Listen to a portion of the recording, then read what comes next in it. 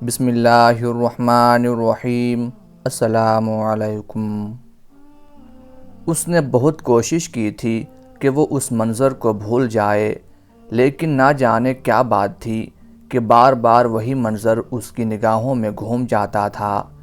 تلواروں کی جھنکار، تیروں کی بوچھاڑ، زخمیوں کی پکار اور ان سب کے درمیان دشمن کی للکار۔ جب بھی وہ اکیلا ہوتا، جنگ کا یہ منظر اس کی آنکھوں کے سامنے آ جاتا۔ لیکن جس منظر سے اسے سب سے زیادہ نفرت تھی، جو اس کے لیے عذاب بن گیا تھا، وہ منظر تھا جب دشمن نے اس کے بیٹے کو بے بس کر کے گرفتار کر لیا تھا اور وہ خود اپنی جان بچا کر میدان جنگ سے بھاگ جانے پر مجبور ہو گیا تھا۔ اس کا اکلوتا اور بہادر بیٹا دشمن کی قید میں چلا گیا تھا۔ پھر اسے دوست یاد آتے، وہ بڑے بڑے سردار نگاہوں کے سامنے آ جاتے، جن کی گردنیں دشمن نے گاجر مولی کی طرح کاٹ ڈالی تھیں اور جن کی لاشیں ایک کنویں میں پھینک دی گئی تھیں۔ وہ یہ ساری باتیں کیسے بھلا سکتا تھا؟ ماضی کے اس عذاب سے جان چھڑانا اسے ممکن نظر نہیں آ رہا تھا۔ ہاں، البتہ ایک صورت تھی اس تلخ اور تکلیف دہ یاد سے پیچھا چھڑانے کی۔ وہ صورت تھی انتقام کی، بھیانک انتقام کی۔ انہی سوچوں میں گم تھا کہ کسی نے اس کے کندھے پر ہاتھ رکھا اور کہا، عمیر، کن خیالوں میں کھوئے ہوئے ہو؟ صفوان، تمہیں اچھی طرح معلوم ہے کہ مجھے آج کل کن اندیشوں نے گھیرا ہوا ہے۔ میں تو ہر دم اپنے بیٹے کی فکر میں روتا ہوں۔ مجھے خوف ہے کہ دشمن میرے بیٹے کو زندہ نہیں چھوڑے گا۔ میں نے بھی ان کے ساتھ کوئی اچھا سلوک نہیں کیا ہوا۔ آنے والا، جسے صفوان کے نام سے پکارا گیا تھا، لمبی سانس لے کر کہنے لگا، ٹھیک کہتے ہو بھائی، یہ جنگ بھی کیا خوفناک جنگ تھی۔ اس میں تو وہ کچھ ہو گیا جس کا ہم نے تصور بھی نہ کیا تھا۔ دشمن نے ہمیں چینٹیوں کی طرح مسل کر رکھ دیا۔ اس بستی کے سارے بہادر سردار چن چن کر مار ڈالے۔ خدا کی قسم، اب تو زندہ رہنے میں کوئی مزہ نہیں۔ کعبہ کے رب کی قسم، آپ نے بالکل سچ کہا۔ بھلا اب ہمارے زندہ رہنے کا کیا فائدہ؟ پھر دونوں جنگ کے بارے میں باتیں کرنے لگے کہ ان کے کتنے لوگ قید ہوئے اور کتنے مارے گئے اور کیسے ان سب کی لاشیں قلیب نامی کنویں میں پھینکی گئیں۔ تھوڑی دیر خاموش رہنے کے بعد عمیر بولا، کاش مجھ پر قرض نہ ہوتا اور میں بیوی بچوں والا نہ ہوتا تو کعبہ کے رب کی قسم، میں دشمن کے سردار کو ابھی جا کر ٹھکانے لگا دیتا۔ اسی کی وجہ سے یہ سب کچھ ہوا ہے۔ یہ کہہ کر وہ گہری سوچ میں ڈوب گیا۔ کچھ ہی لمحوں بعد وہ دوبارہ بولا، اور اگر میں اپنے بیٹے کی خبر لینے دشمن کے شہر جاؤں تو کوئی مجھ سے یہ نہیں پوچھے گا کہ تم یہاں کیا کرنے آئے ہو۔ میں موقع پا کر دشمن کو قتل کر سکتا ہوں۔ یہ بالکل ممکن ہے۔ صفوان فوراً بولا، عمیر، تم فکر نہ کرو، تمہارا سارا قرض میں ادا کروں گا۔ اگر تمہیں کچھ ہو گیا تو میں تمہارے سارے خاندان کی ذمہ داری قبول کر لوں گا۔ یہ میرا وعدہ ہے۔ میرے پاس بہت مال و اسباب ہے، آخر وہ کب کام آئے گا؟ عمیر نے امید بھری نظروں سے صفوان کی طرف دیکھا اور سرگوشی سے بولا، تو پھر اس بات کو اپنے تک ہی رکھنا، کسی سے ذکر نہ کرنا اور اپنا وعدہ یاد رکھنا۔ صفوان بولا، تم بھی کسی کو مت بتانا کہ کہاں جا رہے ہو۔ دونوں دوست ایک دوسرے کو رازداری کی تلقین کرتے ہوئے رخصت ہوئے۔ عمیر نے گھر آ کر تیاری شروع کر دی۔ ان دنوں کئی لوگ مدینہ اپنے قیدیوں کی خیریت دریافت کرنے جا رہے تھے۔ عمیر کو یقین تھا کہ وہ بھی اپنے بیٹے کے بہانے وہاں پہنچ جائے گا۔ کسی کو ذرا بھی شک نہیں ہوگا کہ وہ کس ارادے سے یہاں آیا ہے۔ عمیر نے اپنی تلوار تیز کر کے اسے زہر میں بھگویا اور اگلے ہی دن انتقام کا طوفان سینے میں چھپائے دشمن کا نام و نشان مٹانے چل پڑا۔ منزلوں پر منزلیں مارتا وہ دشمن کے شہر پہنچ گیا۔ مدینہ اس کے شہر سے 3 راتوں کے فاصلے پر تھا۔ شہر میں آ کر وہ پہلے تازہ دم ہوا، کپڑوں کا گرد و غبار جھاڑا اور دشمن کی تلاش میں گھومنے لگا۔ جلد ہی اسے اندازہ ہو گیا کہ اگر وہ مسجد نبوی کے قریب رہے تو اسے کامیابی حاصل ہو سکتی ہے۔ مسجد نبوی کے قریب آ کر اس نے اپنا گھوڑا ایک طرف باندھا اور دروازے کی طرف بڑھا۔ جیسے ہی اس نے نظریں اٹھائیں، اس کے سامنے ایک ایسا شخص کھڑا تھا جس کی مثال کوئی دوسرا نہیں ہو سکتا تھا۔ وہ کسی زمانے میں اس کا اچھا ملنے والا تھا، مگر اب تو وہ بھی اس کا دشمن بن چکا تھا۔ اور یہ باوقار اور باروب شخص بھلا عمر بن خطاب رضی اللہ تعالی عنہ کے سوا کون ہو سکتا تھا؟ وہ اسی جنگ کے قیدیوں کے بارے میں گفتگو کر رہے تھے۔ اسی لمحے حضرت عمر کی نظر عمیر پر پڑی، جو گلے میں تلوار لٹکائے مسجد کی طرف آ رہا تھا۔ حضرت عمر فاروق رضی اللہ تعالی عنہ نے اپنی بات روکی اور عمیر کی طرف اشارہ کرتے ہوئے کہا، ارے یہ ہمارا دشمن عمیر، اللہ کی قسم یہ یقیناً یہاں برے ارادے سے آیا ہوگا۔ اسی نے شہر کے باہر لوگوں کو جنگ پر ابھارا تھا۔ یہ ہماری جاسوسی بھی کرتا رہا ہے اور اب بھی ایسے ہی کسی کام سے آیا ہوگا۔ پھر وہ فوراً مسجد کے صحن کی طرف لپکے۔ وہاں اللہ کے نبی حضرت محمد صلی اللہ علیہ وآلہ وسلم بیٹھے تھے۔ انہوں نے صحابہ کرام کو حکم دیا کہ رسول اللہ صلی اللہ علیہ وآلہ وسلم کو اپنی حفاظت میں لے لیں کہ کہیں عمیر جیسا چالاک دشمن کوئی چال نہ چل جائے۔ پھر انہوں نے رسول اللہ صلی اللہ علیہ وآلہ وسلم سے کہا کہ عمیر ادھر ہی آ رہا ہے اور اس جیسے مکار دشمن سے کسی خیر کی توقع نہیں کی جا سکتی۔ آپ صلی اللہ علیہ وآلہ وسلم نے حکم دیا کہ اسے میرے پاس لے آؤ۔ حکم سنتے ہی حضرت عمر رضی اللہ تعالی عنہ واپس مڑے اور عمیر کے پاس پہنچ کر اسے خبردار کیا کہ وہ کوئی حرکت نہ کرے اور خاموش کھڑا ہو جائے۔ پھر اچانک انہوں نے اپنی تلوار کا پٹا اس کی گردن میں ڈال کر اس پر قابو پا لیا اور اسے آپ صلی اللہ علیہ وآلہ وسلم کے سامنے پیش کر دیا۔ آپ صلی اللہ علیہ وآلہ وسلم نے عمیر کو اس حالت میں دیکھا تو فوراً حکم دیا کہ اس کی گردن کو آزاد کر دیا جائے۔ عمیر کی گردن آزاد کر دی گئی۔ آپ نے جب حضرت عمر رضی اللہ تعالی عنہ سے کہا کہ وہ پیچھے ہٹ جائیں تو انہوں نے حکم کی تعمیل کی۔ پھر وہ عمیر کی طرف متوجہ ہوئے اور کہا، عمیر تم قریب آ جاؤ۔ عمیر کے دل میں لڈو پھوٹ رہے تھے کہ اب منزل بہت قریب ہے، انتقام لینے کا وقت آ گیا ہے۔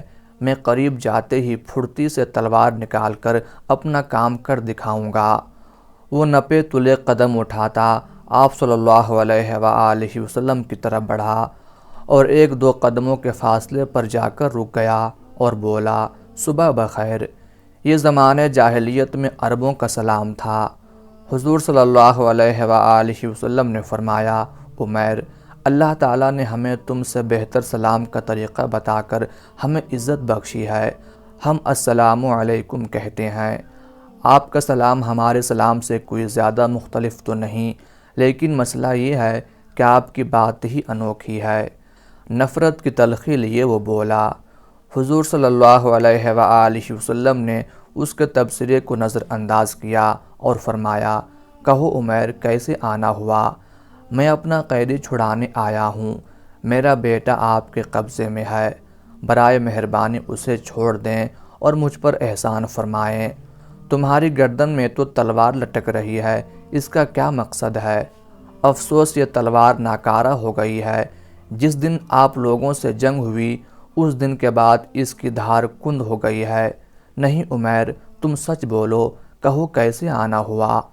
آپ کی بات نے پہلی دفعہ عمیر کے دل میں ہلچل مچائی تھی۔ نہ جانے کیوں اس کے دل کی دھڑکن تیز ہو رہی تھی۔ اس نے اپنی اس کیفیت پر قابو پاتے ہوئے کہا، میں آپ کو بتا چکا ہوں کہ میں اپنا قیدی چھڑانے آیا ہوں۔ آپ نے فرمایا، تم اور تمہارا دوست صفوان بن امیہ حتیم کے پاس بیٹھے قلیب کنویں میں پھینکی گئی لاشوں کے متعلق کیا باتیں کر رہے تھے؟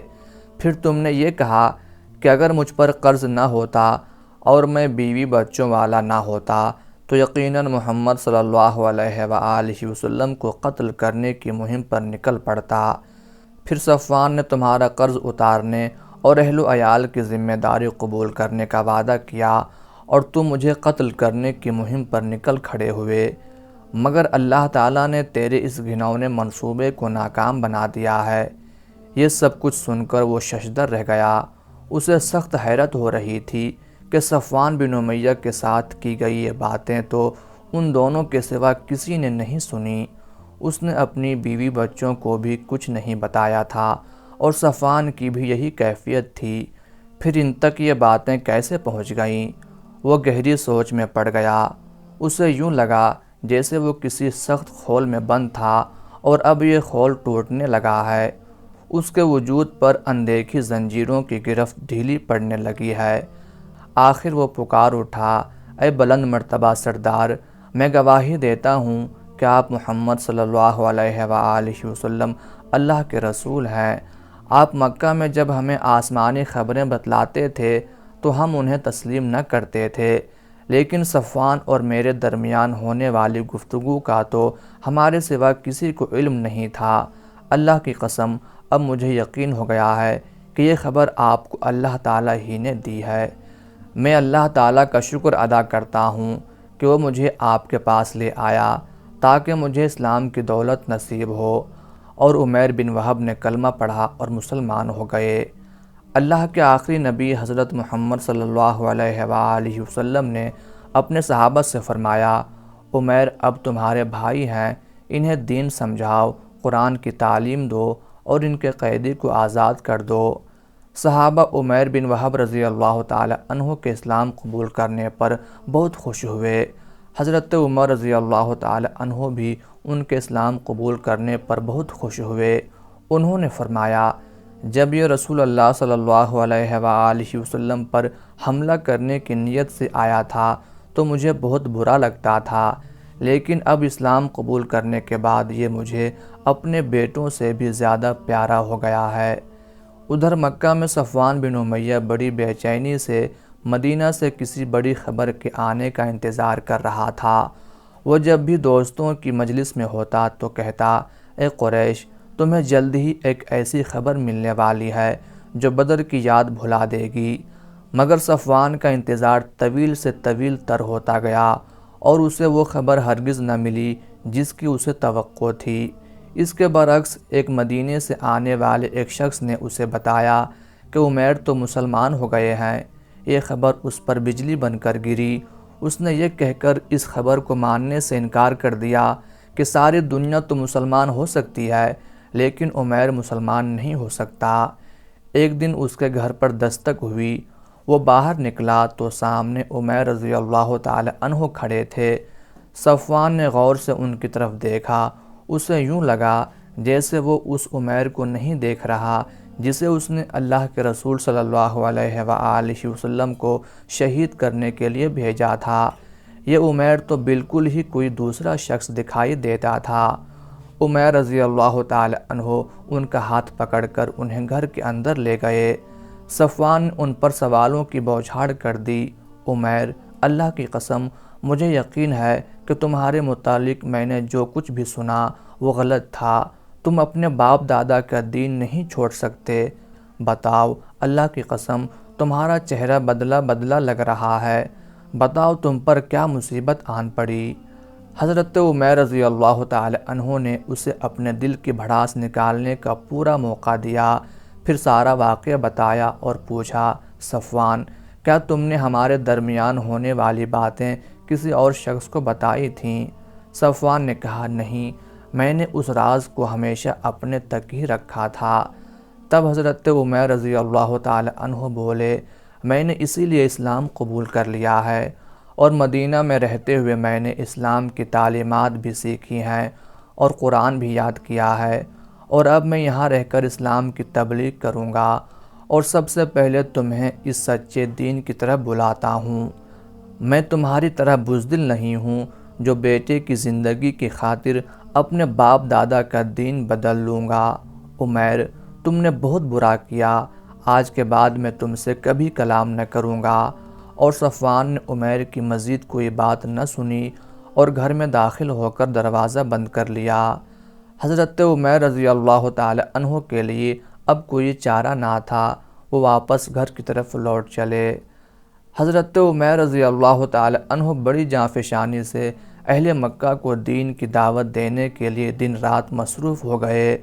بہت سے لوگوں نے ان سے متاثر ہو کر اسلام قبول کر لیا۔ حضرت عمیر رضی اللہ تعالی عنہ کی وفات حضرت عمر رضی اللہ تعالی عنہ کے دور کے آخری برسوں میں ہوئی۔